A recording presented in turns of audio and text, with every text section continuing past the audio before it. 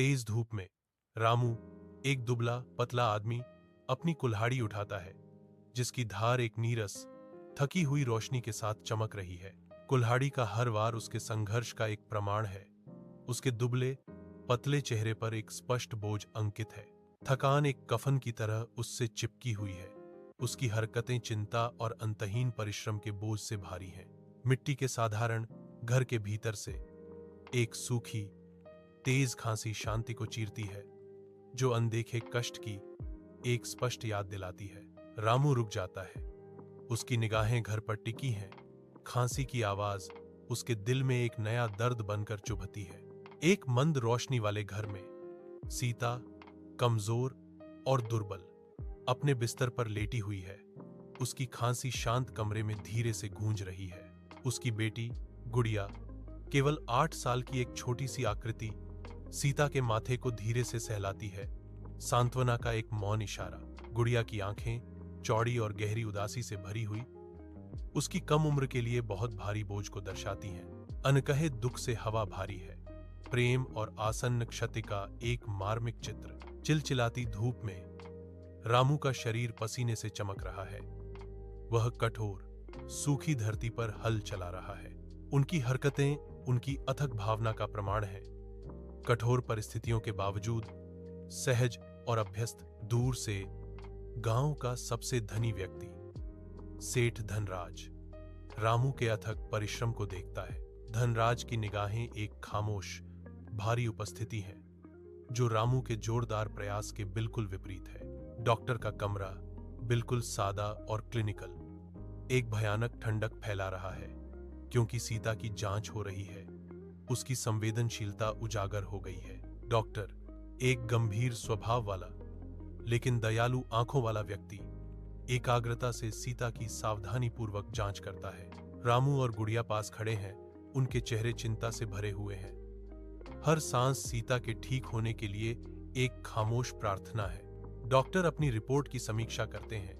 कागजों की सरसराहट कमरे में दबी हुई चिंता के विपरीत है। वह रामू की ओर मुड़ता है। उसकी चाल में गंभीरता है। ऐसे शब्द कहने वाला है जो उनकी दुनिया बदल सकते हैं। सभी की निगाहें डॉक्टर पर टिकी हैं। एक निदान का इंतजार कर रही हैं, जो हवा में भारी है, अनकहे डर से घनी है। बांझ क्लिनिक में डॉक्टर का गंभीर पूर्वानुमान भारी पड़ रहा है, जिससे हवा में ठंडक घुल रही है। रामू का चेहरा सिकुड़ जाता है। उसकी उम्मीदें खत्म हो जाती हैं और उसकी जगह गहरी निराशा छा जाती है। गुड़िया, कुचलने वाले बदलाव को महसूस करते हुए, अपनी मां का हाथ कसकर पकड़ लेती है। डर से उसकी छोटी उंगलियों के पोर सफेद पड़ गए हैं। डॉक्टर के शब्द गूंजते हैं, एक गंभीर चेतावनी। यदि सीता का इलाज शीघ्र नहीं किया गया तो उसकी हालत बिगड़ सकती है।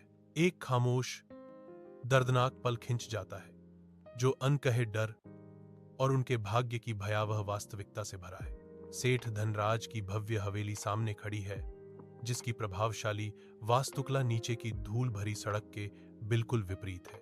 रामू, विनम्र गरीबी का एक प्रतीक, विशाल अलंकृत दरवाजे के सामने अपनी हिम्मत जुटाता है। उसकी उंगलियां झिझकती हुई फिर भी दृढ़ हवेली के पॉलिश किए हुए लकड़ी के दरवाजे पर धीरे से खटखटाती हैं।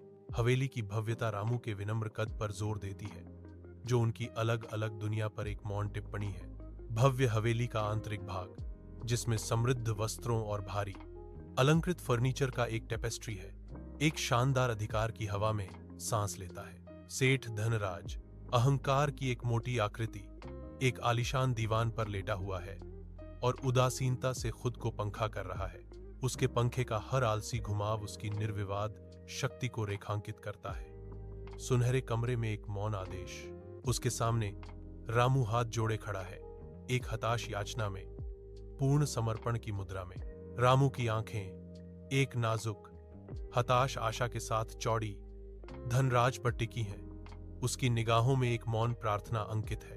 उनकी स्थितियों का बिल्कुल विपरीत होना शानदार जगह को एक स्पष्ट तनाव से भर देता है। शक्ति और हताशा का एक मौन नाटक। सूरज की रोशनी सेठ धनराज की भव्य हवेली को नहला रही है, जिसमें समृद्ध टेपेस्ट्री और प्राचीन फर्नीचर चमक रहे हैं, जो भीतर की निराशा के बिल्कुल विपरीत है। रामू, जिसके चेहरे पर चिंता की लकीरें थीं, अब एक गंभीर चेहरा ले आया है। सेठ धनराज के सामने हाथ जोड़कर एक हताश विनती कर रहा है। उसकी आवाज कांप रही थी। रामू गिड़गिड़ाता है, सेठ जी, मेरी पत्नी बहुत बीमार है, कृपया मुझे कुछ पैसे दे दो। वह अपनी आंखों में एक हताश आशा के साथ जारी रखता है, आप इसे मेरे वेतन से काट सकते हैं। सेठ धनराज अपनी आंखों में एक क्रूर चमक के साथ एक गहरी गूंजती हुई हंसी छोड़ता है जो भव्य कमरे को भर देती है। सेठ धनराज अपनी आलीशान हवेली में, उसकी उंगलियां मेज पर थिरक रही हैं, एक चिंताजनक संगीत रचती हैं। रामू का सिर झुका हुआ है, उसकी आंखें फर्श पर टिकी हैं, उसकी हार की गहरी छाया को दर्शाती हैं।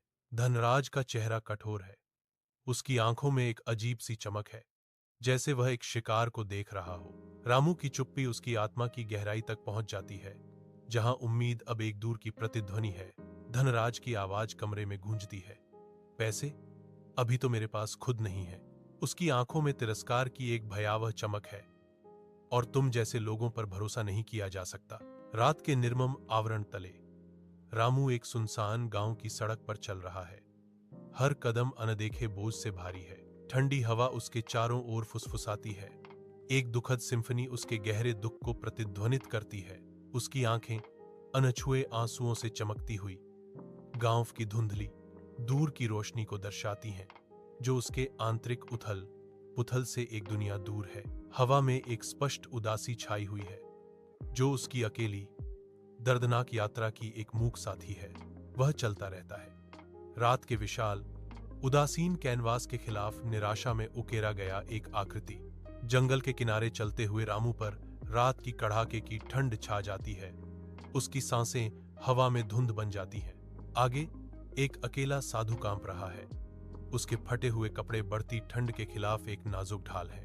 जंगल के घने रहस्य और उजागर आकृति के बीच का गहरा विरोधाभास भेद्यता की एक स्पष्ट भावना पैदा करता है। रामू का हर कदम बर्फीली खामोशी में गूंजता है, जो उसे बुजुर्ग की दुर्दशा के करीब खींचता है। जंगल की ठंडी रात की हवा रामू के चारों ओर घूम रही है। चांदनी रात में एक सर्द आलिंगन, बिना एक पल की भी झिझक के रामू ने अपने कंधों से अपना इकलौता कंबल खींच लिया। उसका हाव भाव गहन निस्वार्थता में से एक है, जो एक कठोर जंगल में एक मौन भेंट है। वह साधु को गर्मजोशी प्रदान करता है, एक साधारण कार्य जो करुणा की मात्रा बताता है। साधु की आंखें, जो कभी छायादार थीं, अब एक नई कोमल गर्मजोशी से चमक रही हैं, जो दयालुता को दर्शाती हैं। साधु के होठों पर एक कोमल कृतज्ञ मुस्कान उभरती है, जो जंगल की रात के हृदय में एक मौन आशीर्वाद है। जंगल की धुंधली रोशनी में साधु की आंखें चमकती हैं, उनके होठों पर एक कोमल मुस्कान है, उनके चारों ओर रहस्य का एक आभा मंडल है। रामू वापस घूरता है, उसका चेहरा आश्चर्य और अविश्वास का मिश्रण है। खामोश तनाव भरी हवा में भारी पड़ रहा है। साधु की आवाज शांत और गंभीर खामोशी को तोड़ती है, मेरे बेटे, तुम बहुत ईमानदार और दयालु हो। वह एक परोपकारी घोषणा के साथ समाप्त होता है, मैं तुम्हें एक वरदान देता हूं। रामू को हक्का बक्का छोड़कर और जंगल को शांत कर देता है। जंगल के किनारे रात के अंधेरे में एक साधु अपनी पुरानी झोली में हाथ डालता है।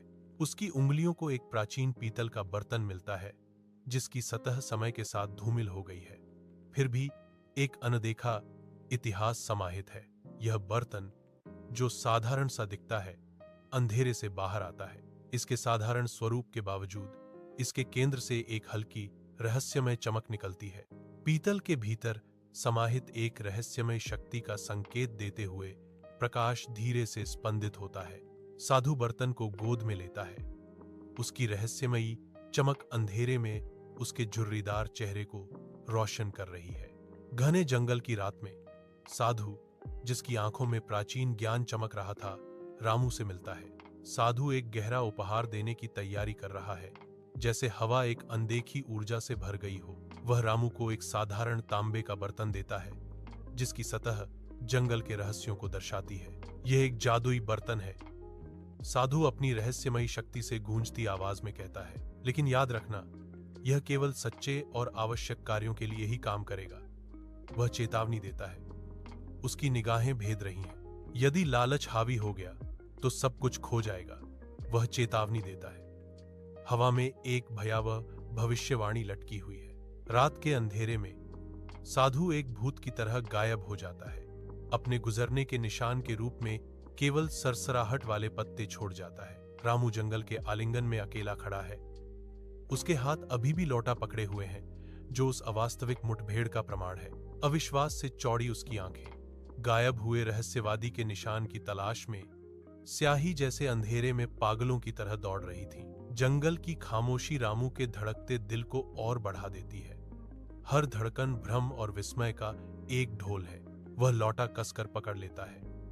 उसकी ठंडी धातु उसके मन में जलते सवालों के बिल्कुल विपरीत है। रामू अपने घर में कदम रखता है। साधु के अचानक गायब होने से उसके चेहरे पर एक स्थायी सदमा है। उसकी आंखें अविश्वास से चौड़ी खाली जगह को खोजती हैं, अभी भी साधु को देखने की उम्मीद कर रही हैं। वह मेज पर रखे लोटे पर एक नजर डालता है, जो अजीब मुलाकात का एक खामोश प्रमाण है। अकथनीय घटना को एक साथ जोड़ने की कोशिश करते हुए उसकी भौहें गहरी सोच में सिकुड़ जाती हैं। एक निराकार आवाज फुसफुसाती है, शायद यह एक सपना है। रामू को बेचैन कर देने वाले आश्चर्य की स्थिति में छोड़ देती है। रामू के घर की धुंधली रोशनी में उसके हाथ कांपते हैं, क्योंकि वह एक धातु के गिलास में पानी डालता है। उसकी निगाहें गिलास पर टिकी हैं। उसके चेहरे पर एक खामोश गुहार अंकित है। वह खुद से फुसफुसाता है, हे भगवान, मेरी पत्नी ठीक हो जाए। एक हताश प्रार्थना हवा में लटकी हुई है। अचानक गिलास से एक अलौकिक चमक निकलती है, जिससे रामू चौंक जाता है। प्रकाश तेज होता है। उसके चेहरे पर एक अलौकिक चमक बिखेरता है, निराशा के बीच आशा की एक किरण। रामू चमकते हुए गिलास को टकटकी लगाकर देखता है। उसकी कांपती हुई हथेलियां अब विस्मय और आश्चर्य से शांत हैं। रामू के साधारण से घर में एक साधारण से बर्तन में पानी चमकने लगता है, जो एक मंत्रमुग्ध कर देने वाले सुनहरे रंग में बदल जाता है। रामू और गुड़िया की आंखें मिलती हैं। उनके चेहरे पर अविश्वास और आश्चर्य का एक साझा भाव अंकित है। सुनहरा तरल धीरे से चमकता है। उनके चेहरों पर एक अलौकिक प्रकाश डालता है, जो सामने आ रहे चमत्कार का एक मौन प्रमाण है। एक झिझकते आशा भरे भाव के साथ रामू सावधानी से बर्तन उठाता है। सीता को चमचमाता पानी अर्पित करता है। सीता की नजरें चमकदार बर्तन पर टिकी हैं। उनके चेहरे पर विस्मय और प्रत्याशा का गहरा मिश्रण है। सुबह की रोशनी रामू के घर में आती है, सीता को रोशन करती है। जैसे ही वह बिस्तर पर उठती है, एक उज्ज्वल मुस्कान उसके होठों पर है। सीता में एक गहरा परिवर्तन स्पष्ट है। उसका स्वास्थ्य स्पष्ट रूप से सुधरा है। उसकी पिछली पीली रंगत की जगह अब एक जीवंत चमक आ गई है। रामू और गुड़िया कमरे में प्रवेश करते हैं। उनके चेहरों पर प्रत्याशा झलक रही है। उनकी आंखें सीता पर टिकी हैं। उनकी अभिव्यक्ति शुद्ध उत्साह में बदल जाती है। उनके चेहरे उसकी रिकवरी पर एक अनियंत्रित खुशी के साथ चमक रहे हैं। कमरा खुशी और राहत की एक जबरदस्त भावना से भर गया है, जो सीता के स्वास्थ्य में चमत्कारी वापसी का प्रमाण है। अपने साधारण से घर में रामू फर्श पर बैठा है। एक पुराना खाली धातु का बर्तन पकड़े हुए है। उसकी आंखों में एक मौन याचना है। अचानक लौटा एक अलौकिक आंतरिक प्रकाश से चमक उठता है।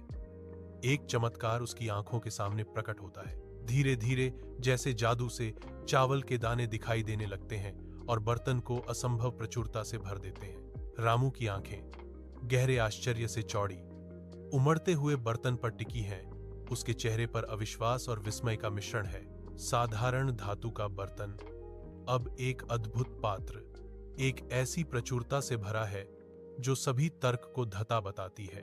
रामू के घर में सुनहरी धूप की किरणें आती हैं, जो समय और देखभाल से बदले हुए दृश्य को रोशन करती हैं। दीवारें, जो कभी नीरस थीं, अब सफेदी की एक नई परत से चमक रही हैं, जो एक नई शुरुआत को दर्शाती हैं। अलमारियों पर कुछ नए बर्तन चमकते हैं, जो समृद्धि और उज्ज्वल भविष्य के प्रतीक हैं। गुड़िया अपनी स्कूल यूनिफॉर्म में सजी धजी और साफ सुथरी खड़ी है। उसकी उपस्थिति आशा और विकास का प्रतीक है। उसकी आंखें अनकहे सपनों से चमकती हुई आगे की यात्रा का संकेत देती हैं, जो अदम्य भावना का प्रमाण है। गुड़िया खुशी का एक बवंडर, गांवों के स्कूल की ओर बढ़ती है। उसका बैकपैक, उसकी पीठ पर एक जीवंत धुंधलापन है। उसके चेहरे पर एक उज्जवल मुस्कान चमक उठती है जो शुद्ध बेदाग खुशी का प्रतीक है। वह बच्चों के एक शोरगुल वाले समूह में शामिल हो जाती है। उनकी हंसी धूप से भरी हवा में गूंजती हुई एक सिम्फनी की तरह लगती है। उनकी चंचल चीखें उठती गिरती हैं जो युवा उत्साह की एक ज्वलंत तस्वीर पेश करती हैं। यह दृश्य बच्चों की संक्रामक ऊर्जा से जीवंत है। उनकी खुशी एक मूर्त शक्ति है। रामू के आरामदायक घर में सुबह की नरम रोशनी आती है जो हवा में नाचते हुए धूल के कणों को रोशन करती है। सीता अब पूरी तरह से ठीक हो चुकी है, एक नई कृपा के साथ चलती है। उसकी हर क्रिया शांति की गहरी भावना को विकीर्ण करती है। अपने दैनिक कामों में लगी वह एक स्वयं शांत मुस्कान के साथ संतुष्टि की तस्वीर पेश करती है। उसकी गतिविधियों की शांत लय घर को भर देती है जो उसकी आंतरिक शांति और पुनः प्राप्त भावना का प्रमाण है। सेठ धनराज अपने आलीशान बंगले के सामने खड़े हैं। उनकी निगाहें धूप से सराबोर गांव की सड़क पर घूम रही हैं। उसकी आंखें सिकुड़ जाती हैं रामू को देखकर, जिसका रूप उसकी पिछली दरिद्रता से आश्चर्यजनक रूप से बदल गया है। रामू जो कभी विनम्र और गरीब था, अब नई समृद्धि के साथ चलता है जो गांव में एक अप्रत्याशित दृश्य है। रामू के बदले हुए भाग्य को देखकर सेठ की आंखों में संदेह की एक सूक्ष्म, तीखी और चुभने वाली चमक आ जाती है। गांव की सड़क जो अब इस अप्रत्याशित परिवर्तन का मंच बन गई है, दोनों पुरुषों के बीच एक खामोश तनाव बनाए हुए है। सेठ धनराज एक शांत अधिकार की मूर्ति एक नौकर की ओर मुड़ते हैं। उनकी आंखें एक भयावह इरादे से सिकुड़ जाती हैं। उसकी आवाज एक गोपनीय फुसफुसाहट में बदल जाती है, एक गहरा आदेश जो गांव की आवाजों के ऊपर मुश्किल से सुनाई देता है। रामू पर कड़ी नजर रखो, सब कुछ बताओ। सेठ धनराज फुसफुसाते हैं। उनकी आवाज में धमकी की छाया है। नौकर का चेहरा आज्ञाकारिता का एक मुखौटा बना रहता है जो भयावह निर्देश को आत्मसात करता है। एक खामोश सिर हिलाकर नौकर मुड़ता है। उसका रूप धूल भरी सड़क की चमकती गर्मी में विलीन हो जाता है। वह गायब हो जाता है। सेठ धनराज को उसकी काली करतूतों के साथ अकेला छोड़ देता है। गांव उस बुने जा रहे जाल से बेखबर है। सेठ धनराज की हवेली में एक नौकर एक जादुई बर्तन के बारे में फुसफुसाता है। उसकी आवाज भव्य हॉल में मुश्किल से सुनाई देती है। सेठ धनराज की पहले से ही तेज धूर्त आंखें ध्यान से सुनते ही अचानक अदम्य लालच से चमक उठती हैं। उसके होठों पर एक दुष्ट, लगभग अगोचर मुस्कान खेलती है जो उसके बुरे इरादों का एक भयावह संकेत है। उसकी निगाहें दूर तक जाती हैं। वह पहले से ही उस शक्ति की कल्पना कर रहा है जो जादुई बर्तन ला सकता है। चांदनी एक गंदी खिड़की से होकर एक उजाड़ कमरे में गहरी छायाएं बनाती है। रामू, सीता और गुड़िया एक पतली चटाई पर शांति से सो रहे हैं। उनकी सांसें एक मधुर, लयबद्ध लोरी की तरह हैं। एक भयावह छाया लंबी होती जा रही है, दीवार पर विकृत आकृतियों में बदल रही है। जैसे ही सेठ धनराज चुपके से प्रवेश करते हैं, उसकी विशाल आकृति मंडराती है। एक राक्षसी आकृति दीवारों पर भयावह रूप से नाचती है। एक मौन खतरा। सेठ धनराज का काला रूप कमरे पर हावी होते ही हवा एक अनदेखे आतंक से घनी हो जाती है। एक खामोश शिकारी। रामू, सीता और गुड़िया की मासूम नींद अभी भी बरकरार है।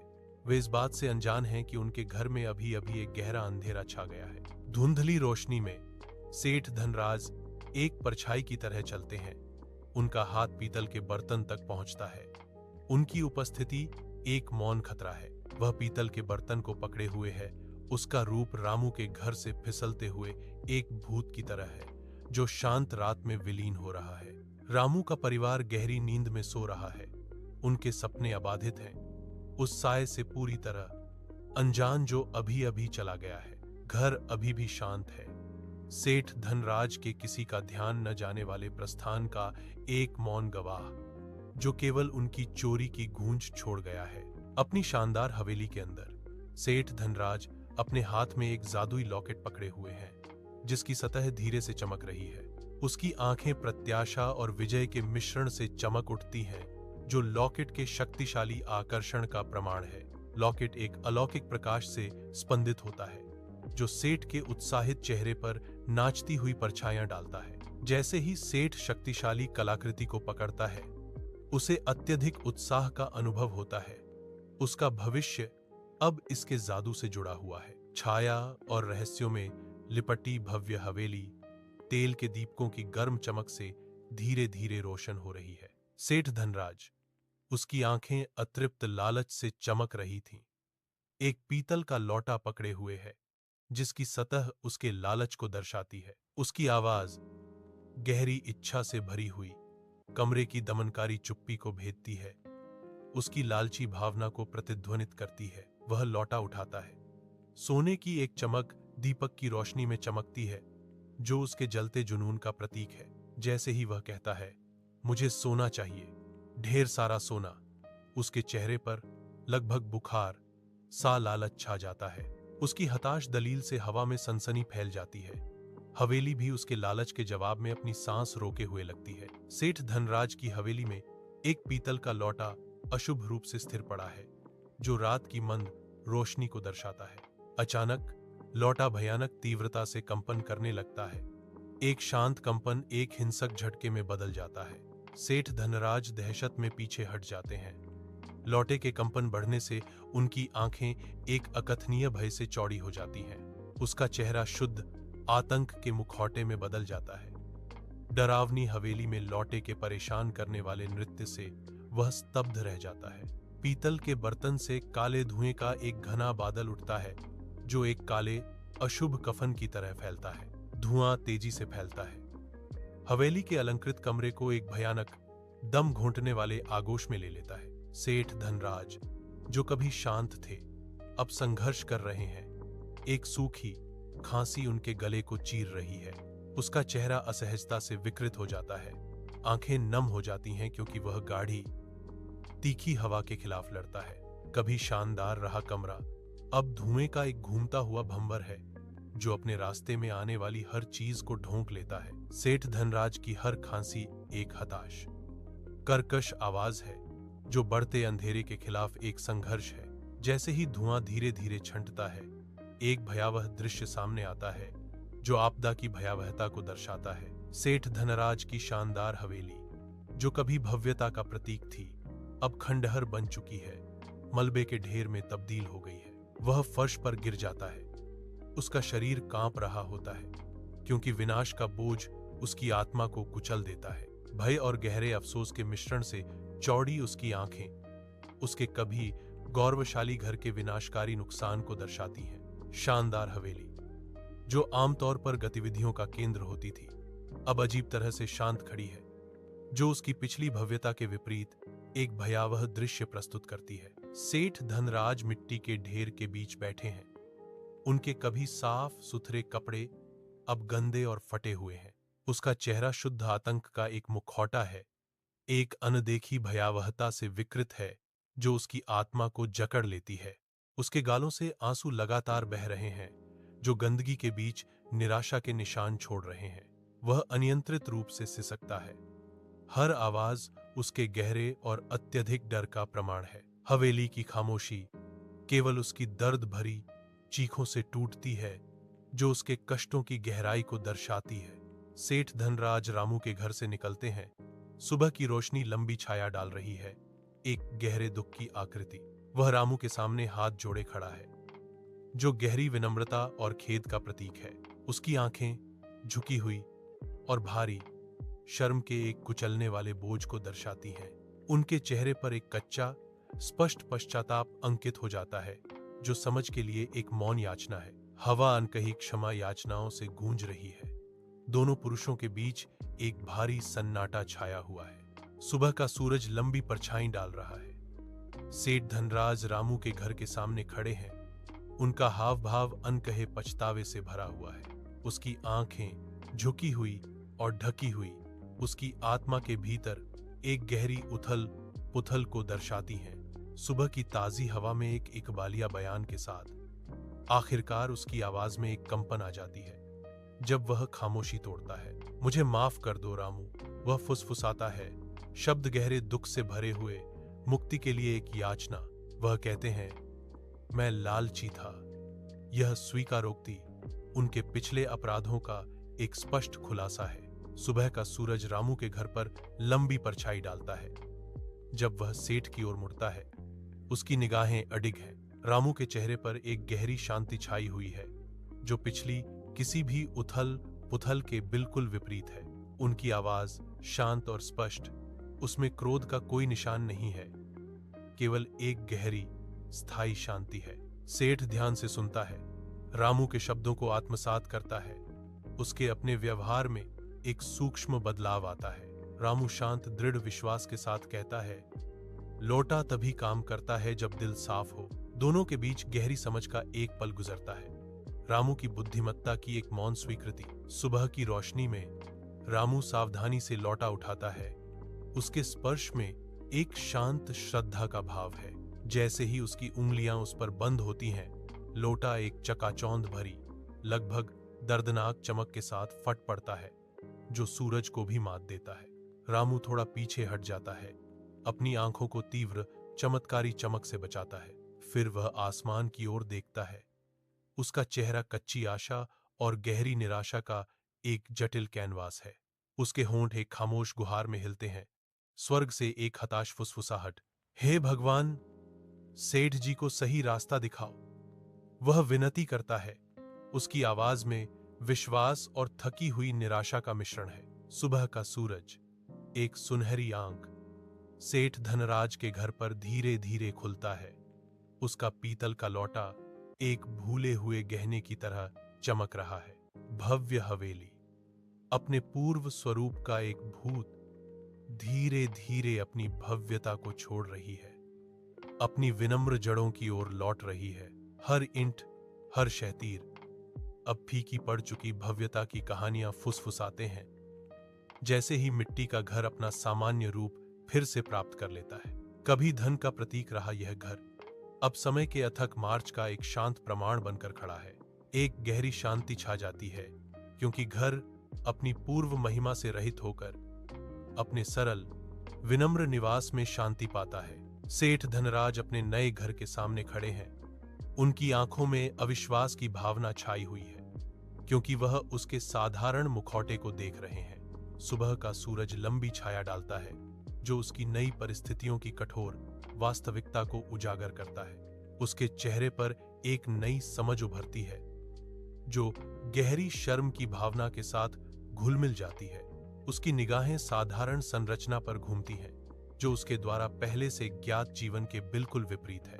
उसकी नई वास्तविकता का बोझ उस पर आ गया है, जो उसके कंधों के झुकाव और उसकी आंखों में उदासी में दिखाई दे रहा है।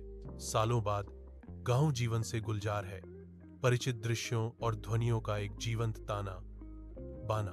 गुड़िया, अब एक युवती, परिचित गलियों से उद्देश्यपूर्ण ढंग से आगे बढ़ती है।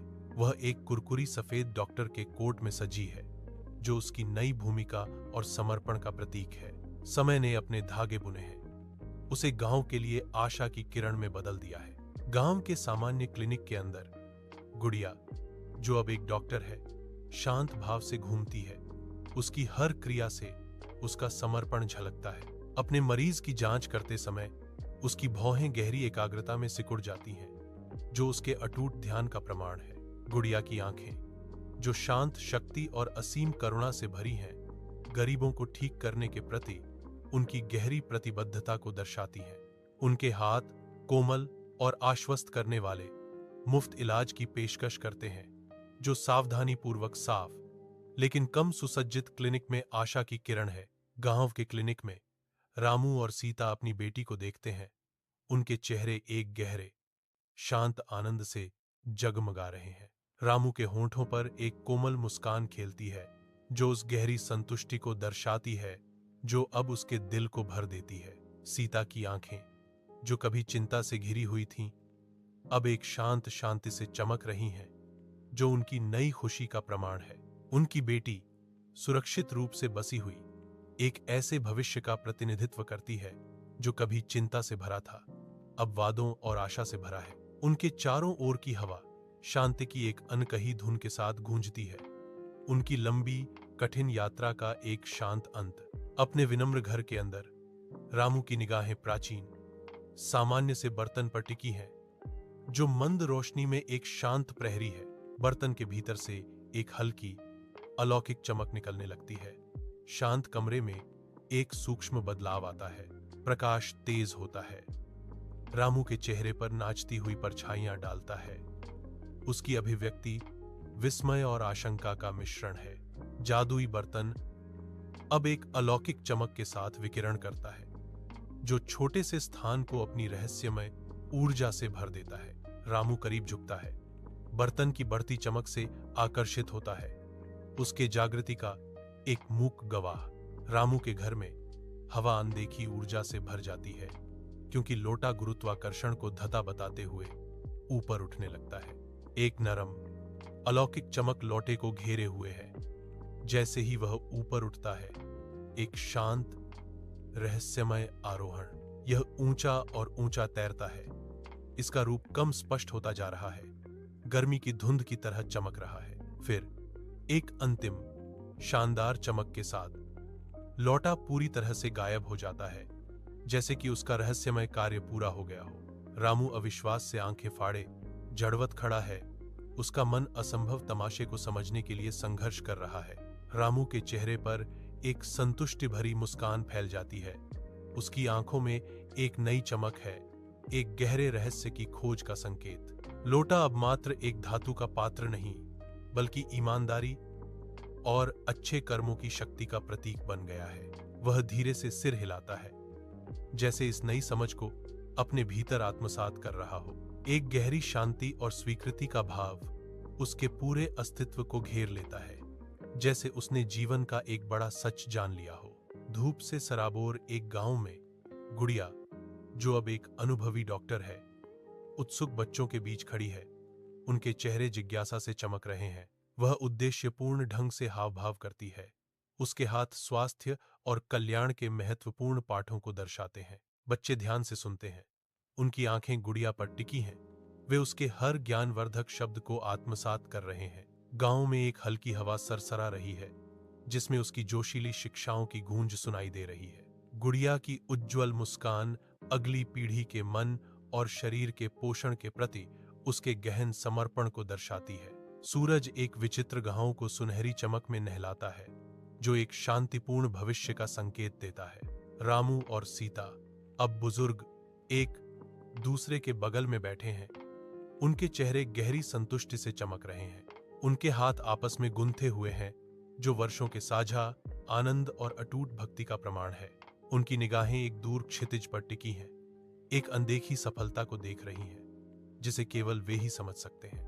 उनकी आंखें गर्व और खुशी से चमकती हैं, जो उनके लंबे जीवन के ज्ञान और विजय को दर्शाती हैं। सूरज क्षितिज के नीचे डूब जाता है। गोधूली बेला में गांव को एक गर्म सुनहरी चमक से रंग देता है। रामू और सीता का घर शांत गांव के बीच समृद्धि और खुशी का प्रतीक है। इसकी मजबूत दीवारें और स्वागत योग्य चमक एक परिवार की स्थायी खुशी और भाग्य का प्रतीक है। लौटे की किंवदंती, जो पीढ़ियों से फुसफुसाई जा रही है, अब गांव की पहचान के ताने बाने में बुनी हुई है।